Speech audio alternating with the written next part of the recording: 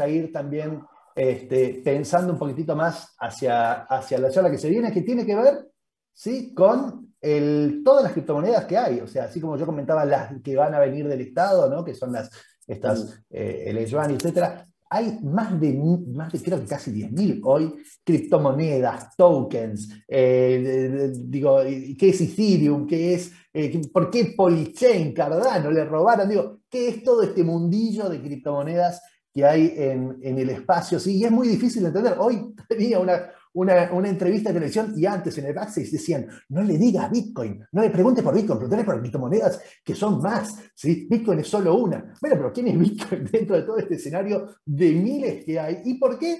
También, y esto se lo voy a decir con sinceridad, ¿por qué seguimos nosotros hablando de Bitcoin Argentina y no de ONG Criptomoneda Argentina? ¿Sí? De alguna forma Bitcoin representa, más allá de que puede o no para algunos ser la más relevante, y no ni siquiera la ONG defiende necesariamente una posición u otra, la realidad es que representa el espacio, ¿sí? Representa este movimiento de un sistema, de un sistema independiente, de un sistema que no es una emisión generada por el Estado, ¿sí?, que aporta confianza certera sobre la emisión. Bueno, el Bitcoin de alguna forma se convirtió como en el genérico, ¿sí?, de esto, pero la realidad es que hay más de 10.000, ¿sí? Así que yo le voy a invitar a Norbert, ¿sí?, que es un influencer que la verdad viene pisando bastante fuerte últimamente en el espacio. Le gusta más hablar de trading, por dónde van los números y qué sé yo, pero van a ver que también es muy interesante este escenario enorme, ¿sí?, de criptos, y entender qué es una y qué los diferencia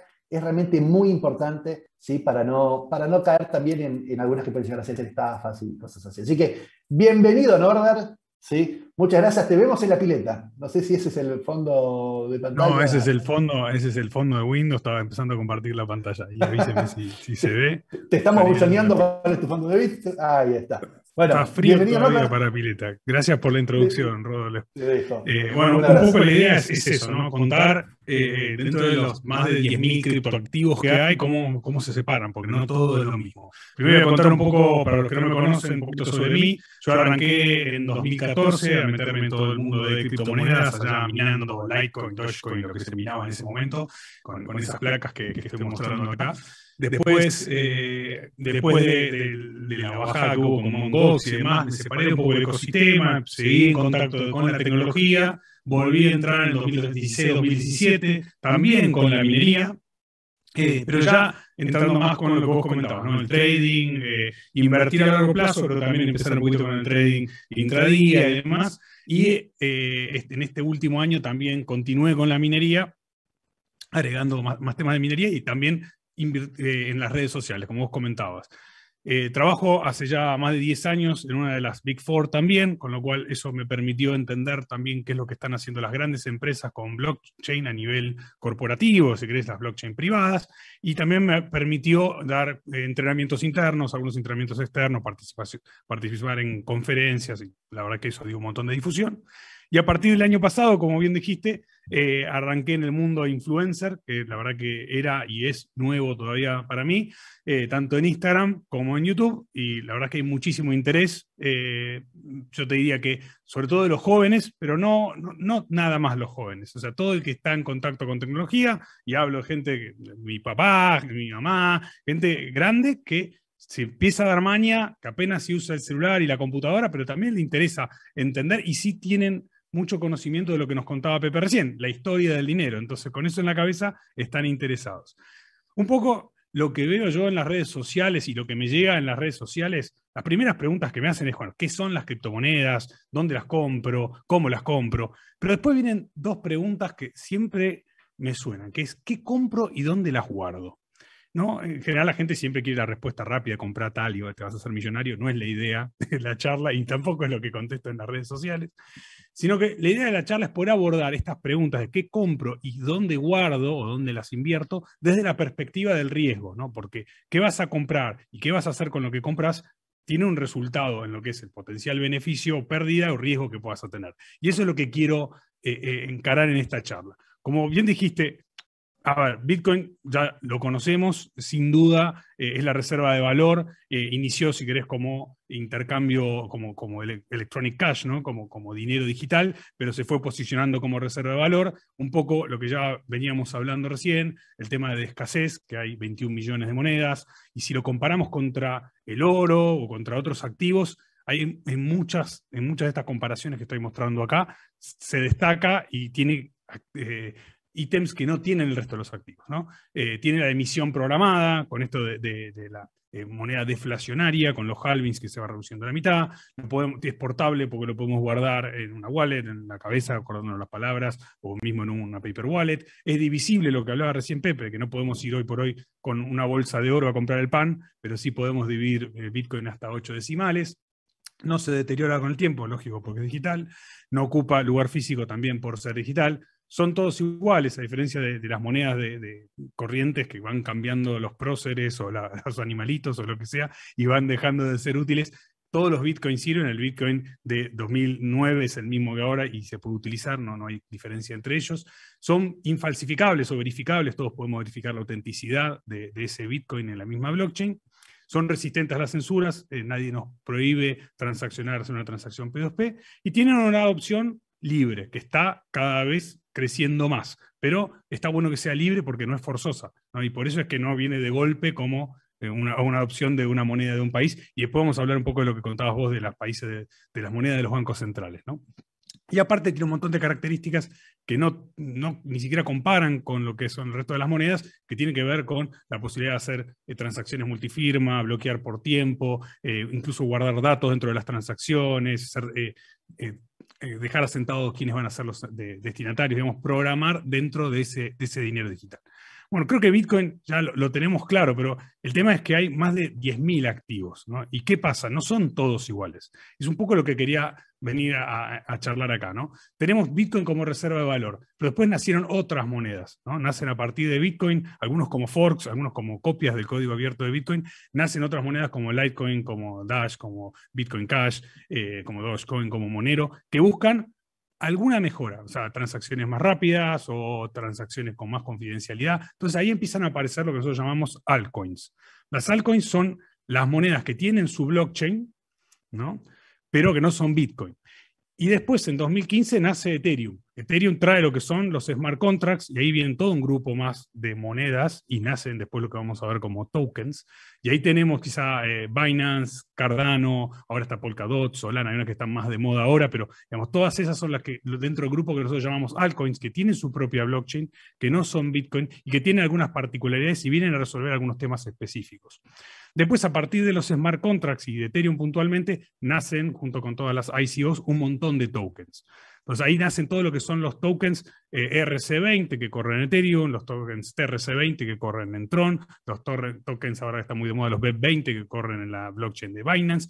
Y ahí hay que tener cuidado porque no son los mismos activos. Ahí no tenés un desarrollo de una blockchain por detrás. Puede ser que tengan otros beneficios y tengan otros desarrollos atrás, pero no tienen blockchain propia. Esa es la característica de los tokens.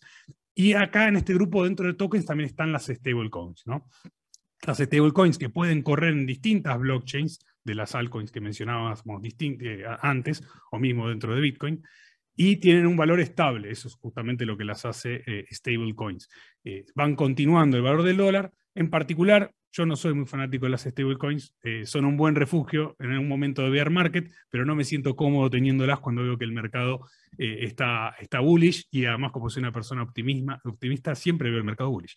Así que en general no soy de tener muchas stablecoins, pero sí hay un montón. Lo que es importante dentro de las stablecoins es entender quién las está emitiendo, y que efectivamente el colateral que dicen tener esté validado, o sea, esté respaldado, que tengan las auditorías que correspondan, en el caso, no sé, de Tether o BUSD, que existan los dólares detrás de ese algoritmo que mantiene la paridad con el dólar, ¿no? De las stablecoins. Y existen algunos casos interesantes como el de DOC, por ejemplo, que tienen colateral en Bitcoin. Entonces hay otros casos, incluso hay otras stablecoins que no continúan el valor del dólar, sino que imitan el valor del oro, o de la soja o de otros activos, que no los incluye acá, pero también existen y están dentro de lo que son stablecoins de otro tipo de activos que no son a la par con el dólar. Después existen un montón de grupos más de tokens. No, no vamos a llegar a ver todos, son, como dijimos, más de 10.000. Hay tokens que tienen que ver con los swappers, que algunos de los que están ahí, como Uniswap o Cake.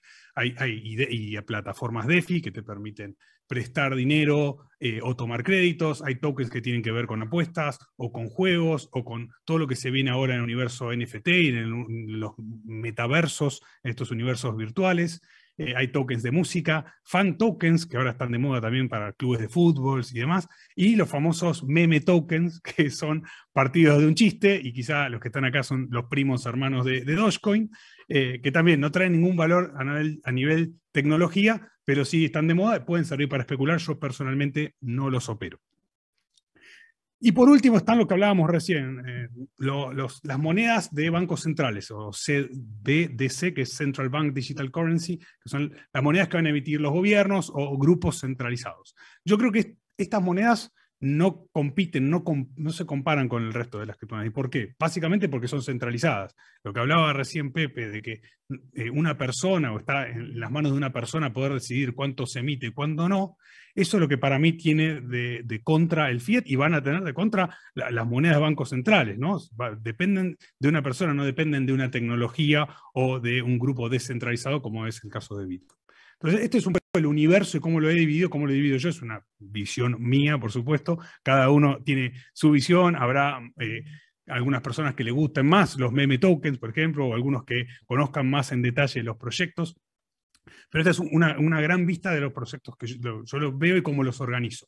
Ahora, cada uno de estos proyectos, cuando yo decido invertir en ellos, analizo distintas características que vienen a ser los fundamentals de alguna forma, ¿no? ¿Qué propósito o qué utilidad va a tener este token? ¿Qué historia tiene? O sea, si es un token que recién aparece o es un token que ya tiene varios años. Eso es súper importante también. Después, si tiene blockchain, lo que hablábamos recién, si es una cripto o es un token, si tiene blockchain propia o no, o va a desarrollar una blockchain propia. ¿Qué nivel de adopción tiene en la sociedad? Si ya la gente lo está utilizando, si lo están comprando simplemente como ahorro, lo están usando para el propósito que tiene. ¿Cómo es la comunidad de desarrollo? Si atrás tiene una comunidad de desarrollo grande, como tiene Bitcoin, como tiene Ethereum, o simplemente es un token RC20 que salió y nunca más tuvo ningún otro desarrollo y no tiene a nadie atrás que esté pensando en cómo mejorarlo.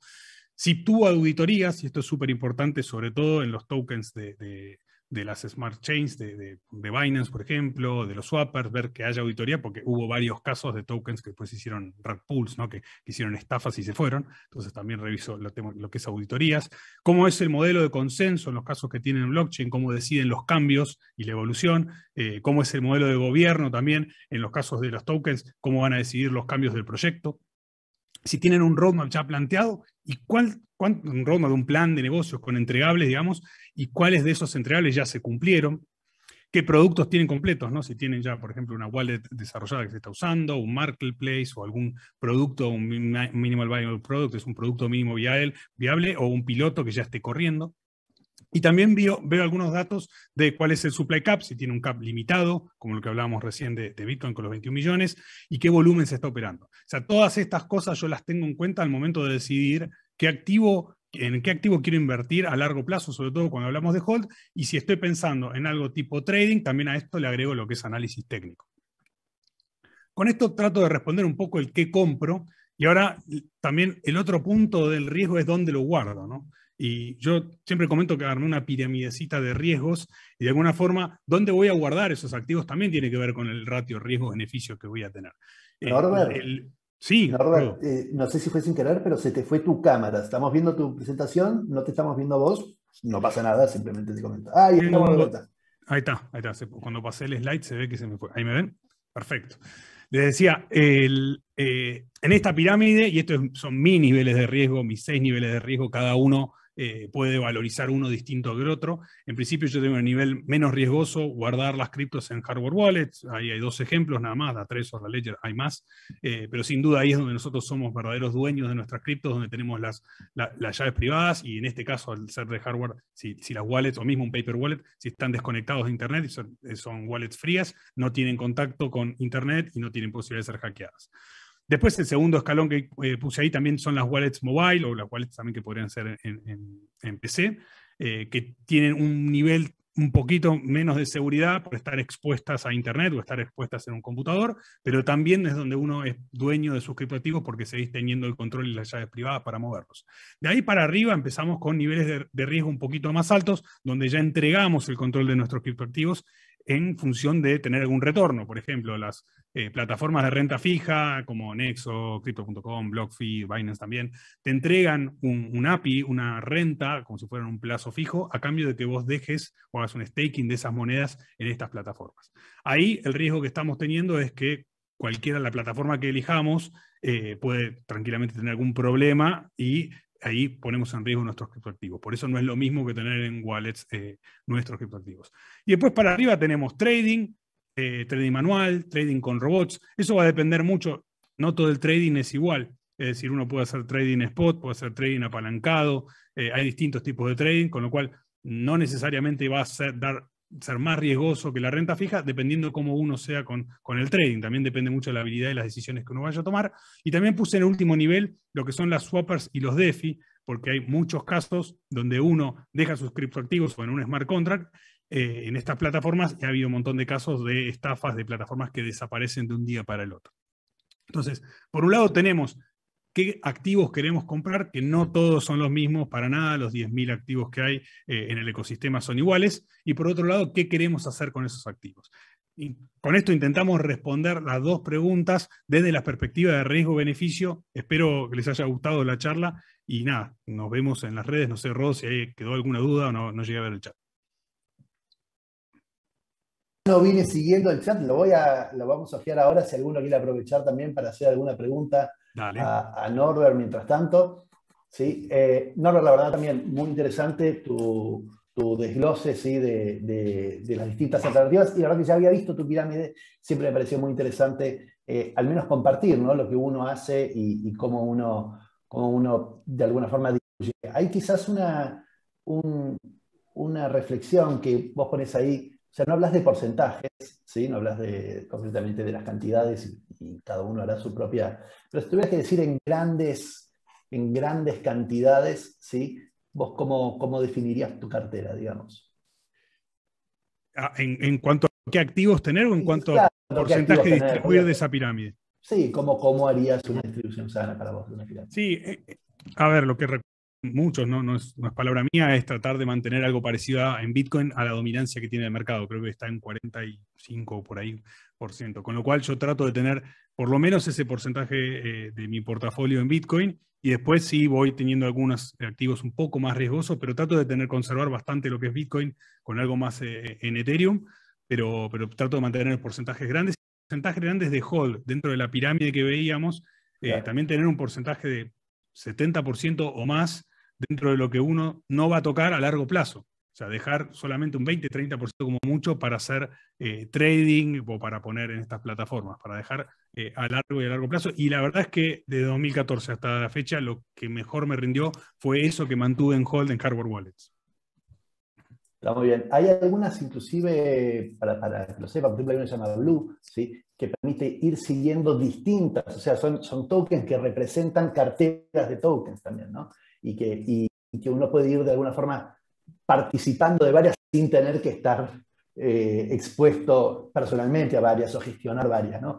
Así que la verdad es que este escenario de tokens y en definitiva de criptos realmente es fascinante, y más uno se mete, ¿no? Más se empieza a abrir, porque el tema, por ejemplo, de las DeFi es un tema relativamente nuevo. Y lo del pancake y el cake y el sushi es del último año o últimos 2 años. La realidad es que no se termina de aprender, no sé cómo se hace a estar al día. Yo creo que llega un punto donde dice, bueno, hasta acá llegué, hasta acá. Yo ahora ya está, me quedo con esto y no me meto en el fan token o no me meto en el. No sé, creo que uno puede estar o siguiendo digamos, la zanahoria del dinero y ver que poder sacarle el máximo rendimiento a cada cosa, o también empezar a profundizar sobre lo que conoce, sobre lo que tiene, ¿sí? Y hacerlo cada vez con más seguridad. Entonces creo que hay como una ecuación ahí donde el nuevo siempre entra por la parte de arriba encima. Ese es el gran problema, ¿no? El nuevo entra por la parte donde uno menos sugiere, porque es la que más volatilidad tiene y la que más riesgo Totalmente, y aparte ese análisis fundamental que yo comentaba, ¿no? De entender el propósito, la historia, la adopción, la comunidad de desarrollo, las auditorías, uno no puede hacer ese análisis de 50 activos distintos. Entonces también otra recomendación es limitar el portafolio que uno tiene a 6, 7 proyectos, 8 proyectos que uno puede ir dándole seguimiento y conocerlos. Es imposible conocer todos los proyectos que hay y hacer este análisis de verdad, a conciencia en todos los proyectos. Si no, uno termina metiéndose en un proyecto porque le suena y después, bueno, puede tener consecuencias graves ahí. Sí, hay mucho también que entender del rol que asumen a veces los medios, ¿no? En este escenario donde se le da más eco, ¿sí? al precio que el eco al fundamento, ¿no? Y es lógico, porque lo que entretiene es el precio, ¿sí? Y no entretiene el fundamento, no te entretiene la historia de lo que contamos la historia de Bitcoin, pero es la base que para entender el rol que puede llegar a tener. Entonces, creo que también el medio asume, o debe, con los tiempos, digo, cada uno, el medio es entretenimiento en definitiva, ¿sí? Pero hay que entender que lo que uno está leyendo no siempre es lo más importante a leer, ¿sí? Sino que lo Totalmente. importante viene desde la profundidad, ¿no? Sí, dicen por ahí que la suba de precio es la mejor campaña de marketing, y es verdad, algo que está subiendo de precio enseguida tiene un gran marketing, una gran difusión y sale en los medios, y no necesariamente es un proyecto sólido que tenga un respaldo detrás, con lo cual este análisis fundamental es súper importante hacerlo a la hora de invertir, porque te podés comer una vela que esté subiendo de algo que después cae como una bruja, ¿no? Claramente, claramente.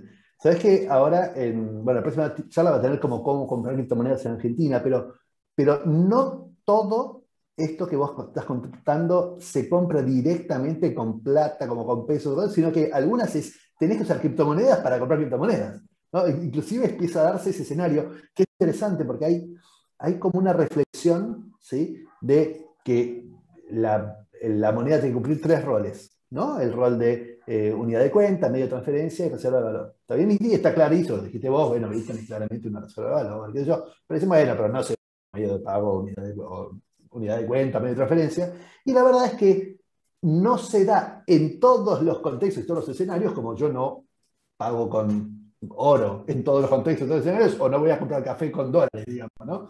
Pero no quiere decir que no sirva, que no se pueda para. Y sin embargo, en este mundo nuestro, hay cosas que sí exclusivamente se hacen con criptomonedas. Hay, por ejemplo, las comisiones de los mineros se pagan solo con criptomonedas. No existe un valor dólar de la comisión, no, es tantos centavos de Bitcoin, ¿no? Por lo cual la unidad de cuenta es Bitcoin, no es dólar.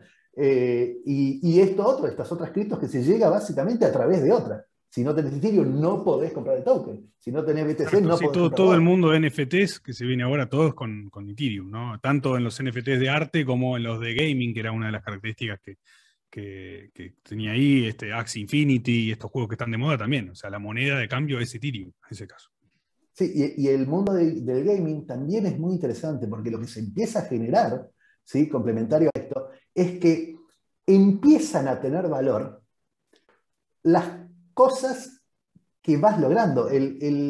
Primero hay una reflexión inclusive aún mayor, ¿no? Bitcoin nace, no lo contó José anecdóticamente, pero Bitcoin nace en el mundillo del gaming. O sea, se empezó a ser conocido porque tenían buenas placas para minar. ¿Sí? Mismo en Argentina nació muy activamente, ¿sí? En el ámbito de los gamers, 3D Games, el foro 3D Games, era el principal espacio, ¿sí? de movimiento de Bitcoins porque hacían minería. Y lo que es muy interesante es que ahora ese mismo mundillo, el del gamer, que jugando durante horas y logró conseguir el arma X, ¿sí? Ahora hay forma de saber que esa arma hay solo 7 unidades de esa arma en todo el juego, y vos tenés una de ellas, y empieza a tener un valor, y las cosas, nos damos cuenta que casi todo puede tener valor, ¿sí? Y no es que el dinero es lo único que tiene valor, el dinero es una representación de eso, pero muy interesante este mundillo, cómo empieza a expandirse y a generar más Sí, totalmente. representaciones de valor. Ese play to earn que le llaman, ¿no? Justamente poder jugar y ganar, independientemente que ganes un coleccionable, un NFT, o ganes una moneda, una cripto como SLP en el caso de Axie, todo ese mundo de play to earn hace como que de alguna forma hay gamers que ya antes eran amateur de alguna forma en su casa y pasaron a tener como una especie de trabajo en el juego que lo hacen para recibir un ingreso que representa un ingreso importante para ellos. Bien. Mira, acá te voy a. No era el sentido, porque no es tu charla, no es sobre inversiones. Pero te están haciendo algunas preguntas y nos quedan unos minutitos, te las hago. Uno dice, Norbert, te quiero preguntar sobre si tengo pocos cakes, ¿sí? Aparte me encanta porque ya usamos así, hablamos como si la gente entendiera, ¿no? Pero bueno, si tengo pocos cakes, ¿me conviene tenerlos en auto compound o en manual? No pasa Líquido. por. Yo tengo Cake y es uno de los tokens que me gustan. ¿Por qué? Porque es el más grande de la Binance Smart Chain. Y los tengo en auto compound. La respuesta no tiene que ver con cuántos cakes tengas, sino por cuánto tiempo lo vas a dejar. Porque, si no me equivoco, y lo tengo acá a la derecha, el auto compound, si vos lo dejás por 3 días, creo que es, ya lo podés retirar gratis. Ahora, si lo querés sacar antes, te cobra un 2% de fee. Entonces, si vos vas a dejar los cakes ahí por mucho tiempo, no hay problema. Te conviene el auto porque te genera más rendimiento y te olvidas. Ahora, si vos lo tenés ahora y no sabes si a la noche o mañana lo vas a querer sacar, te conviene el manual porque así si lo sacás no te cobra ese fee. Igual, esta que vos estás comentando es concreto de la estrategia, o sea, de cómo funciona esa plataforma y eso. Sin embargo, la decisión en tu escala de pirámide, probablemente también lo que falta, o no me acuerdo si estaba al costadito que era lo que representaba, pero también es relevante el tiempo, ¿no? El plazo,